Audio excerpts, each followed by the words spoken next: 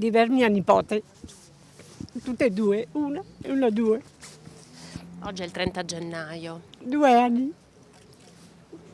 Quello è il papà di Sara. Non c'è un ricordo di mia figlia e di mia nipote, solo questo rimane. Il tempo non lenisce il dolore, ma lo trasforma. Nonna Loredana tocca con emozione i rami dei 2 alberi piantati oggi a Conegliano per ricordare la nipote, Sara Rizzotto, morta insieme alla cugina Jessica Fragasso in una sera d'inverno lungo la strada che le avrebbe portate a casa. Era il 30 gennaio di 2 anni fa. Le giovani cugine e in auto anche le figlie di Sara, miracolosamente sopravvissute allo schianto. Davanti a loro la 500 guidata dai genitori di Jessica. All'improvviso un fuoristrada piomba sulla loro auto, trasformandola in una trappola mortale.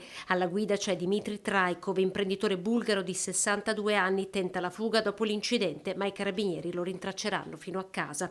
La perizia cinematica, depositata pochi mesi dopo, rivelerà che l'uomo, risultato anche positivo all'alcol test, era alla guida ad una velocità di 180 km/h con il cellulare in mano.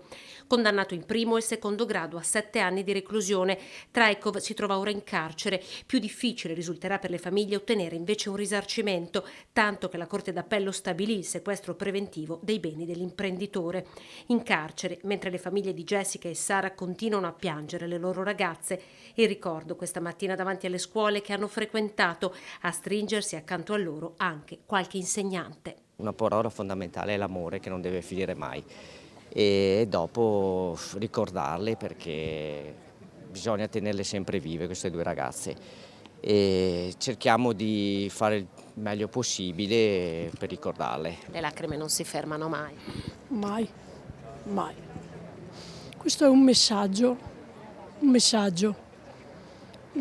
che vogliamo dare perché queste cose non succedano più e non succedano sempre, ogni giorno. Queste vittime giovani che avrebbero avuto tutta la loro vita davanti ancora.